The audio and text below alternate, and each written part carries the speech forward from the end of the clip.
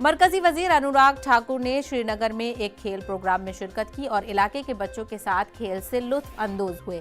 अनुराग ठाकुर ने बच्चों से बात की, मुस्तकबिल में उनके बेहतर कारकर्दगी की उम्मीद जताई और बच्चों की हौसला अफजाई की। अपने 2 दिनों के दौरे के बाद अनुराग ठाकुर ने ट्वीट करके कहा कि ये नए कश्मीर का नया ऐलान है। कश्मीर के कदम बुलंदी की तरफ बढ़ रहे हैं। उन्होंने हम वतनों से कश्मीर आने की अपील की और कहा कि यहाँ की मेहमान नवाजी बहुत अच्छी है।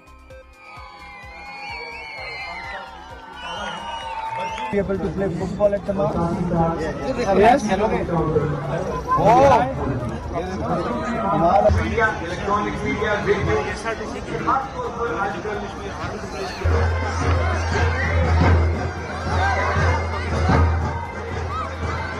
इस बीच अगर बात ने जाना आफरीन सद आफरीन गुल सिता के गुल बदा।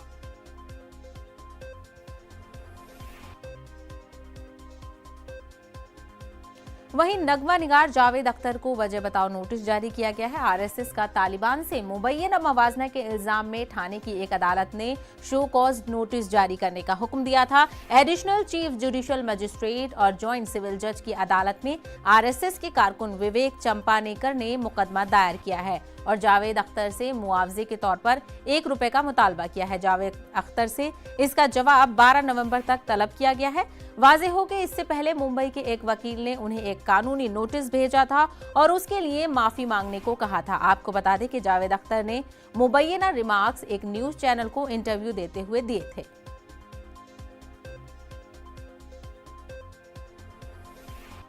तो जावेद अख्तर के जो रिमार्क्स आरएसएस, इसी मामले पर मजीद बातचीत करेंगे हमारे नुमाइंदे प्रशांत पांडे इस वक्त जुड़े हैं। प्रशांत पांडे, कई लोग इस मामले को लेकर सामने आ चुके हैं और जावेद अख्तर के खिलाफ कई नोटिस भी जारी हुए हैं।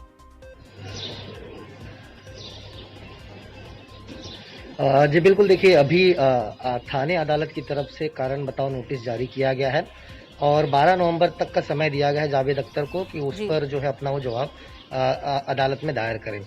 इससे पहले हमने देखा कि पिछले दिनों कुर्ला कोर्ट में जो है एक वकील ने एप्लीकेशन डाल दी थी और डिफेमेशन का केस जो है जावेद अख्तर के खिलाफ किया गया है, जिसकी सुनवाई जो है 30 तारीख को रखी गई है। यानी कुल मिलाकर देखा जाए तो जावेद अख्तर ने संघ को लेकर के जिस तरह से तालिबान के साथ कंपेयर किया, उनके इसी बयान को लेकर के तूल पकड़ता नजर आ रहा है मामला। और कुर्ला के बाद अब थाने कोर्ट ने जो है कारण बताओ नोटिस जो जारी किया है और 12 नवंबर समय तय किया गया है जहां पर जावेद अख्तर को अपना जवाब देना होगा। साथ ही जिस व्यक्ति ने ये केस किया हुआ है अदालत में, वो खुद जो है आरएसएस के कार्यकर्ता हैं विवेक चंपानेकर, और उनका ये कहना है कि या तो डिफेमेशन के तौर पर ₹1 उन्होंने मांगा है, साथ ही उन्होंने माफी मांगने की बात कही है और कारण बताओ नोटिस जो अदालत की तरफ से जारी किया। देखना होगा कि जावेद अख्तर इस पर क्या कुछ जवाब देते हैं 12 नवंबर तक। बिल्कुल, तो इस मामले पर जावेद अख्तर का क्या कुछ जवाब रहता है, इस पर भी हमारी नजर बनी रहेगी। प्रशांत, हमसे बात करने के लिए बेहद शुक्रिया।